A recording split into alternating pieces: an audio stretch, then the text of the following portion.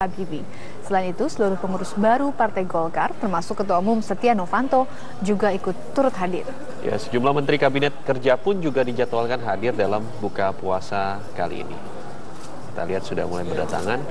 Nah, ini Setia Novanto sudah datang, Ketua Umum Partai Golkar. Tadi ada Pak mantan Presiden Susilo Bambang Yudhoyono, Presiden Joko Widodo. Ya, ada sejumlah pengurus Partai Golkar ya.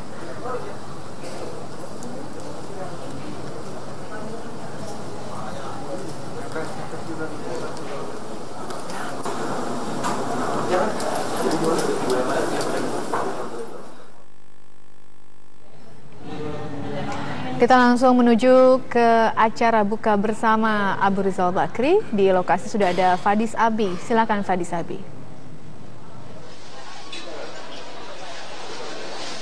Mita dan pemirsa, untuk meningkatkan tali silaturahmi, Ketua Dewan Pembina Partai Golkar Abu Rizal Bakri melakukan buka puasa bersama di Shangri-La Hotel Jakarta.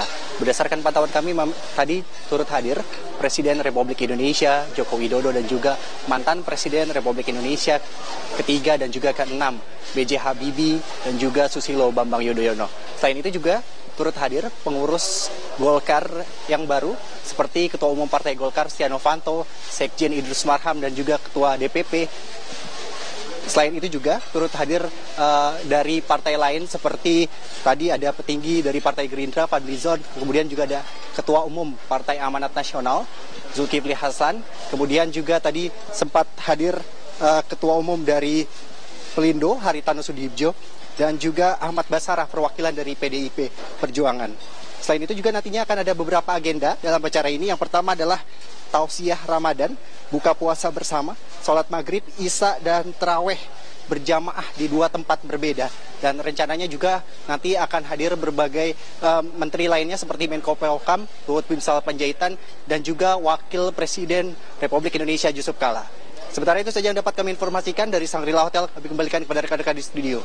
Ya, baik, Fadis, kalau kemarin kita melihat juga di acara buka bersama Pak SBY sebelumnya ada kritikan gitu yang disampaikan untuk membangun pemerintahan. Apa yang disampaikan oleh ARB kali ini dalam acara buka puasa yang digelar di salah satu hotel di Jakarta ini? Sejauh ini ARB belum memberikan komentar terkait mengenai isu-isu nasional. Namun tadi pada saat masuk ARB menegaskan bahwa acara ini memang difokuskan untuk sekedar bersilaturahmi antar berbagai pihak. Begitu, Juan. Baik. Terima kasih Fadis Abi laporan Anda. Ya. Baik. Kita ke kabar selanjutnya, pemirsa. DPR membantah revisi Undang-Undang Pilkada untuk menjegal calon kepala daerah yang maju melalui jalur perseorangan. Namun relawan teman Ahok menilai revisi itu dilakukan untuk menjegal calon perseorangan.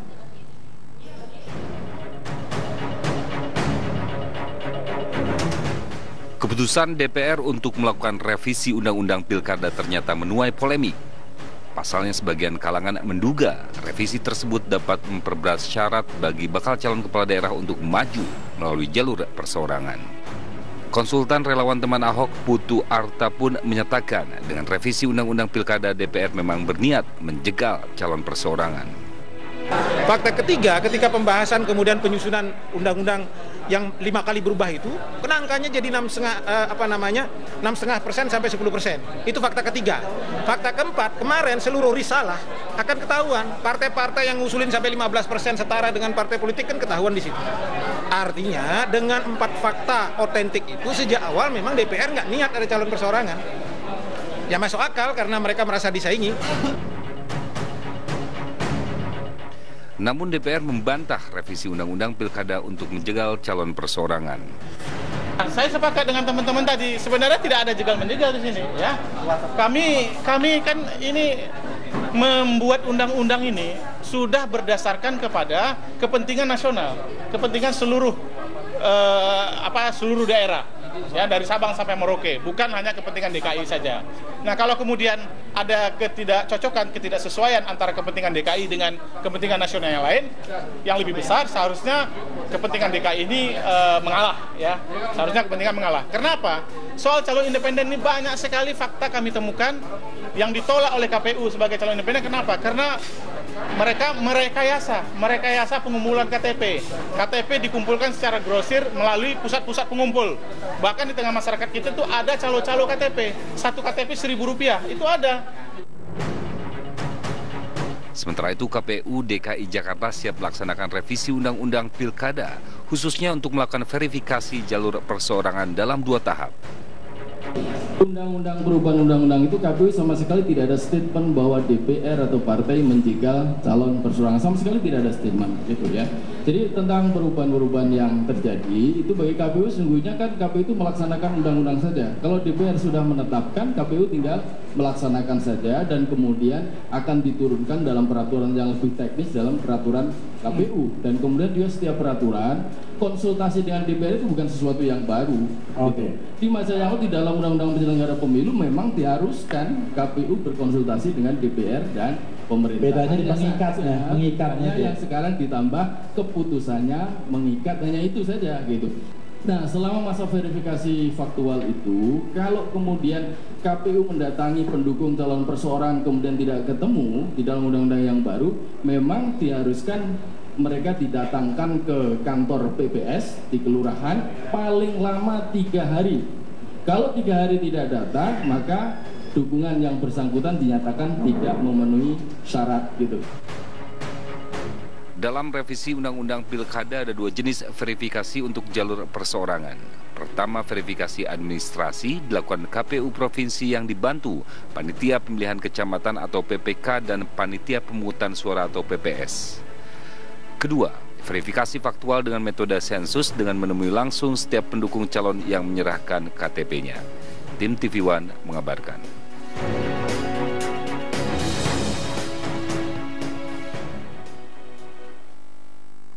Pemirsa, kejahatan dengan menggunakan senjata tajam semakin marak terjadi. Kami hadirkan perbincangannya usai jeda berikut.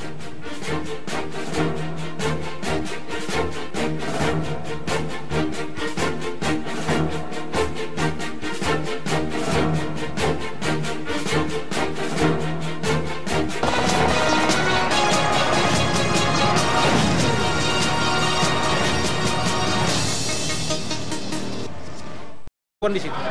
Artinya dengan 4 fakta otentik itu sejak awal memang DPR nggak niat ada calon perseorangan. Ya masuk akal karena mereka merasa disaingi. Namun DPR membantah revisi Undang-Undang Pilkada untuk menjegal calon perseorangan. Saya sepakat dengan teman-teman tadi, sebenarnya tidak ada jegal-menjegal di sini ya. Kami kan ini membuat undang-undang ini sudah berdasarkan kepada kepentingan nasional, kepentingan seluruh seluruh daerah, ya dari Sabang sampai Merauke, bukan hanya kepentingan DKI saja. Nah, kalau kemudian ada ketidakcocokan, ketidaksesuaian antara kepentingan DKI dengan kepentingan nasional yang lain, yang lebih besar, seharusnya kepentingan DKI ini mengalah, ya. Seharusnya kepentingan mengalah. Kenapa? Soal calon independen ini banyak sekali fakta kami temukan yang ditolak oleh KPU sebagai calon independen. Kenapa? Karena mereka merekayasa pengumpulan KTP. KTP dikumpulkan secara grosir melalui pusat-pusat pengumpul. Bahkan di tengah masyarakat kita tuh ada calo-calo KTP. Satu KTP Rp1.000, itu ada. Sementara itu KPU DKI Jakarta siap melaksanakan revisi Undang-Undang Pilkada, khususnya untuk melakukan verifikasi jalur perseorangan dalam 2 tahap. Bambang Yudhoyono. Selain itu juga turut hadir pengurus Golkar yang baru seperti Ketua Umum Partai Golkar Setia Novanto, Sekjen Idrus Marham dan juga Ketua DPP. Selain itu juga turut hadir dari partai lain seperti tadi ada petinggi dari Partai Gerindra Fadlizon, kemudian juga ada Ketua Umum Partai Amanat Nasional Zulkifli Hasan, kemudian juga tadi sempat hadir Ketua Umum dari Pelindo Haritano Sudibjo dan juga Ahmad Basarah perwakilan dari PDIP Perjuangan. Selain itu juga nantinya akan ada beberapa agenda dalam acara ini. Yang pertama adalah tausiah Ramadan, buka puasa bersama, sholat maghrib, isya dan taraweh berjamaah di 2 tempat berbeda. Dan rencananya juga nanti akan hadir berbagai menteri lainnya seperti Menko Polhukam, Luhut Binsar Panjaitan dan juga Wakil Presiden Republik Indonesia Yusuf Kala. Sementara itu saja yang dapat kami informasikan dari Shangri-La Hotel. Kami kembalikan kepada rekan-rekan di studio.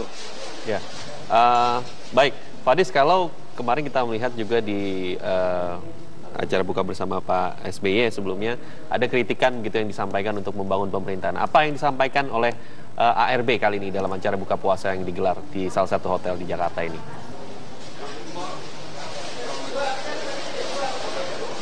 Sejauh ini ARB belum memberikan komentar terkait mengenai isu-isu nasional. Namun tadi pada saat masuk ARB menegaskan bahwa acara ini memang difokuskan untuk sekedar bersilaturahmi antar berbagai pihak. Begitu Juan. Baik. Terima kasih Fadis Abi laporan Anda. Ya. Baik. Kita ke kabar selanjutnya, pemirsa. DPR membantah revisi Undang-Undang Pilkada untuk menjegal calon kepala daerah yang maju melalui jalur perseorangan. Namun relawan teman Ahok menilai revisi itu dilakukan untuk menjegal calon perseorangan.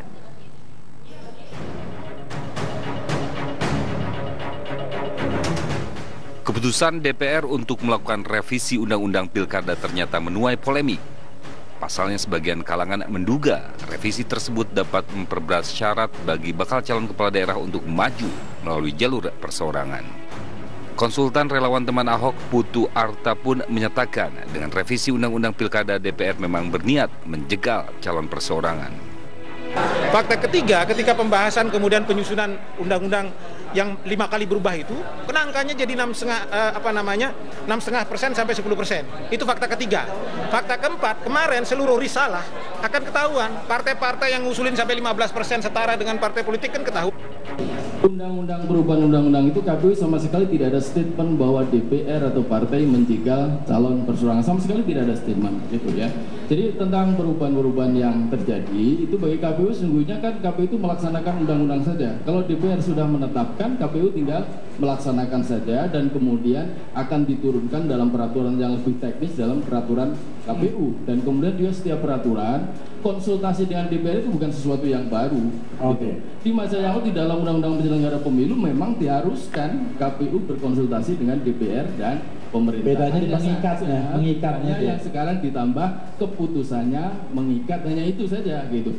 Nah, selama masa verifikasi faktual itu, kalau kemudian KPU mendatangi pendukung calon perseorangan kemudian tidak ketemu di dalam undang-undang yang baru, memang diharuskan mereka didatangkan ke kantor PPS di kelurahan paling lama 3 hari.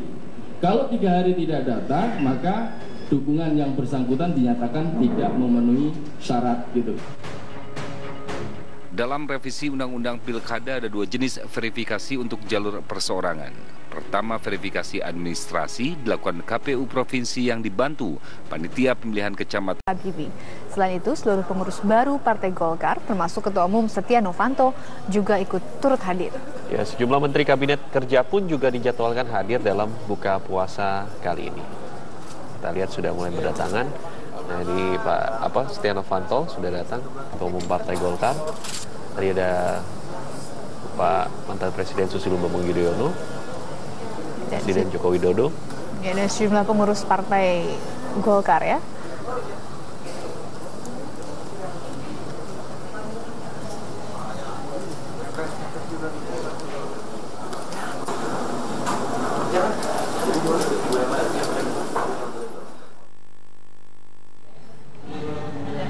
Kita langsung menuju ke acara buka bersama Abu Rizal Bakri. Di lokasi sudah ada Fadis Abi. Silakan Fadis Abi.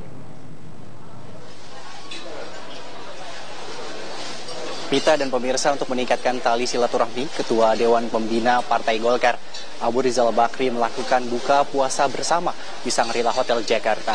Berdasarkan pantauan kami tadi turut hadir Presiden Republik Indonesia Joko Widodo dan juga mantan Presiden Republik Indonesia ketiga dan juga ke-6 B.J. Habibie dan juga Susilo